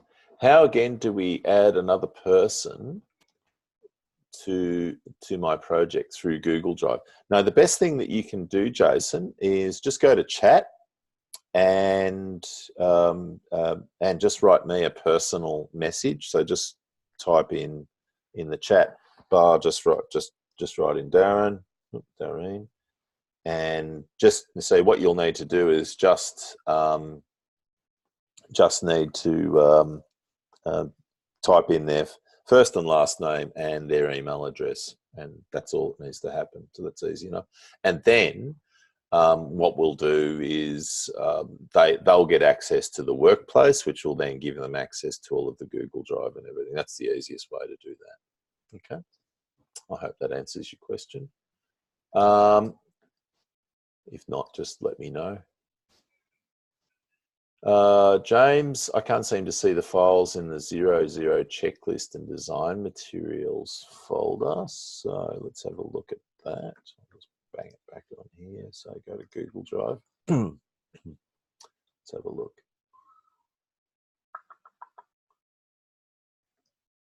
Oh, okay. Yeah, so that's a reminder to self to do this. And that is, I thought I actually linked that yesterday. But I'll do it again. I may not have. So change to edit. Now remember, you do have edit powers here, so please don't muck around with where things are. As you can see, people have already, and what that does is it means I can't find things as we would otherwise. But so the Regrarians, so that, again, give you a bit of an indication of how things work. Regrarians resources. Google Drive. Essentially, Regrarians platform.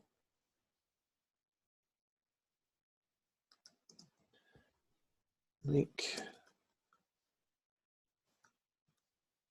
Geez, going well today. All right, so that's there. So I'll just post that. I think I did link that yesterday, but maybe it just got lost as things. Whoops. Oh, yeah, that's all right. It's all good there. So just have a look in there. I'll pop that in the planner group as well. Let's take a copy of that. Edit. Copy. And I'll just pop that here as well. No, I didn't pop it there. All right, so there you go. So there's that there. All good. So you've got that. I hope that works for you, James. Now, when you get that link, that'll just click on that. That'll take you to the, and then you'll be able to click on here, which I think is the checklist and whatnot, and that's all various versions of it here. Oh, okay. What's going on there? I see what you mean now. Okay. Let's have a look in resources. Okay. Well, best thing to do then, it's annoying at times. Anyway, it's part of the deal sometimes. Best thing to do is to go to the drive that we've linked you to, which is this 13-week one. And we are here. So this is the one you have access to. And just get that checklist there, the Regrarians checklist template, and just make that copy and pop it in your in yours there. I hope that helps. A holistic management. So we'll just go to the Savory Institute. I think I've got you there. So I hope you've answered your question there, James. Blair, please share the holistic management link. Yep, that's easy enough. So Savory Global. Yep. I prefer to go. You can go through Amazon and whatnot, but I prefer to go through the actual originals. Just like I could buy stuff from particular vendors, but I prefer to go to the original if I can. Now, they have it's Savory Marketplace. I think this is it. They've changed their website recently. Savory Store. Here we are. Books. Here we are. So this is one here. So this is the link. I'll just pop that link here. Where are we? We'll pop it in this week's. So holistic management, 3rd edition.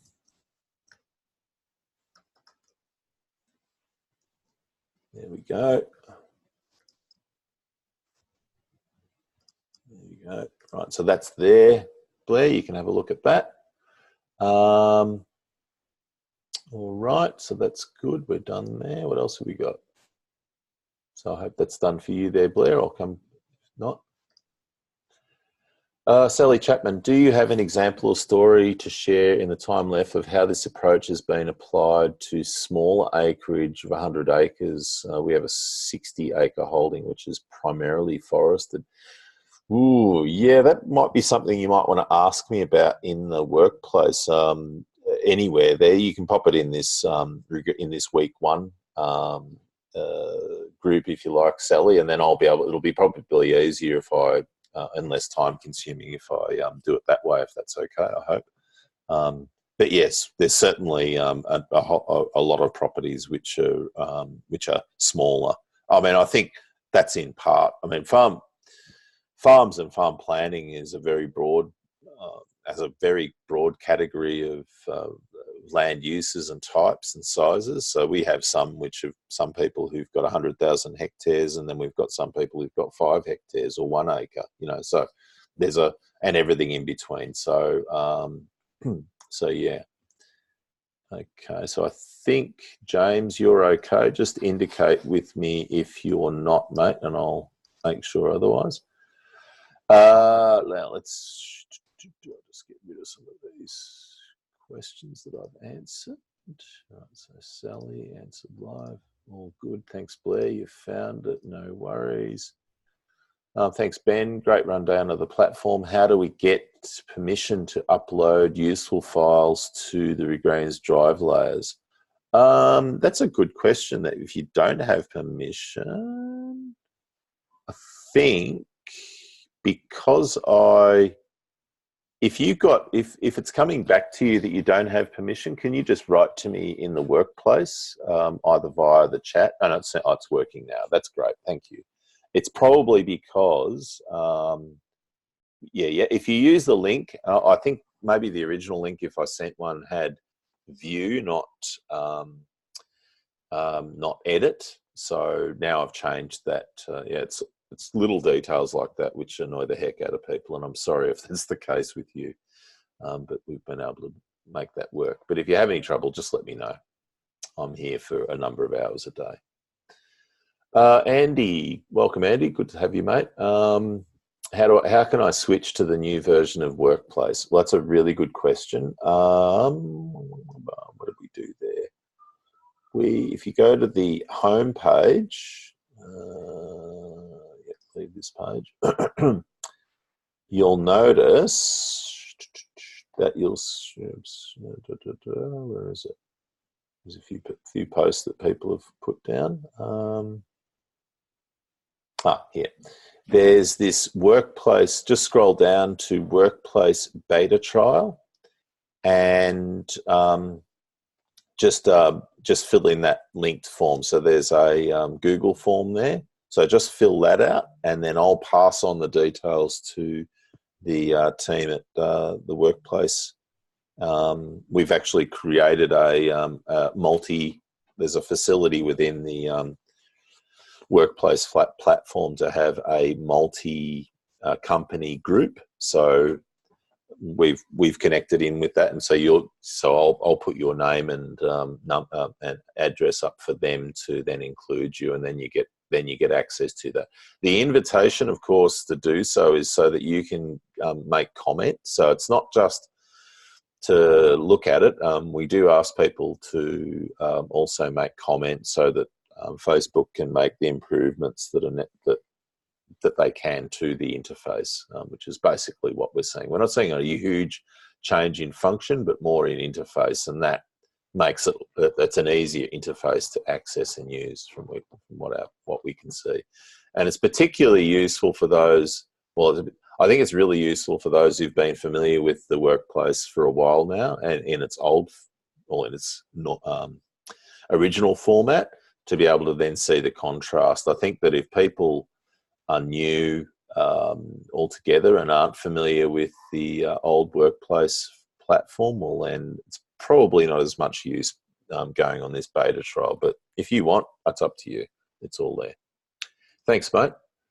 You'll certainly give feedback to Facebook. Yeah, well, we actually have some live people, so it's a bit of a rare experience from perhaps what you've experienced with the other Facebook that's out there. They tend to be a bit more responsive, which is great. Now, we're very grateful. We actually have free access to the premium package. They invited us to that, so we're very grateful to Facebook Inc. for having us and supporting Regrarians in that way. Yeah, it's great. All right, and Ben's just checked, seems to be working now. Fantastic. And I've got a couple of questions otherwise. Jimmy White, thanks for the great intro, Darren. I appreciate that. Really excited to get into it. We'll shoot questions through the week during week 1 question. I had a date on Friday and calendar for another session. Is that a mistake, or are there 2 sessions a week? Yeah, there are 2 sessions every week. So the second session, I'll just get to the calendar there.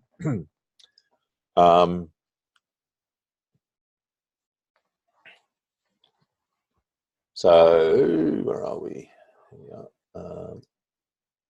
So the second one is the Q&A. So each week what we have is this type of session where we're introducing the topic of the week, and then the second session, which we would say is more optional, if you like. If you're really going to do one of the 2, if that's all the time that you have, then it's really the first session of the week, which will be on a Monday or Tuesday, depending on where you are. That you'll do it then. So we have changed the timing of this too, so there's nothing on the weekends for anybody anymore, as there was before. So it's all during the week. So yeah, so that's what that, and that's basically an open forum. So if you've got any questions about anything within this whole gamut of what Regrarians is involved with, then that's the place to have it. And again, we use the capacity. So if you haven't got a microphone and that's something that you'd like to actually talk to us, well then we certainly have that capacity to do so. So get that sorted, and we'd love to hear your voice. It sort of changes the dynamic, of course.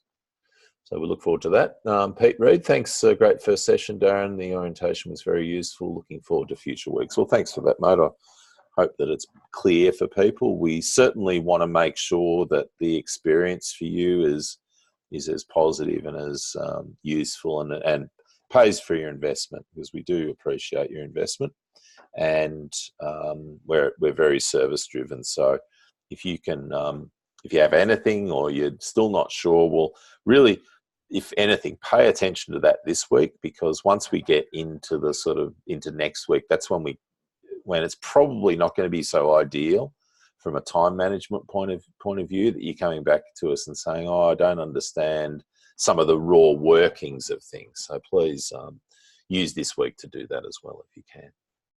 All right. Well, with that, I'd like to thank you all. Actually, I'd like to thank you in particular, because ordinarily even when we've had 100 or so people on the Rex, which we don't on this one, we have about 40, I think, at this stage, 40 or 50. We don't generally get as many attendees at webinars. So I'm really grateful that you've taken the time that you have.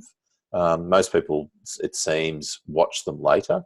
So I'm really grateful for people coming on this morning. And really, yeah, so am I. I'm eager to start. I've been waiting for this Rex for a while. It's been a while for me since I did the last Rex, and it's always a great period, and really enjoy it. I sit down a bit too long, but I'll have to remember to get up and have a walk around, or get and as you can see here, one thing I've done with my own context is doing a lot of work on the farm, and without our daughter's bought a house, so we're doing landscaping for her. So getting out there and doing that as well, which is great. We've all got to work on our contexts.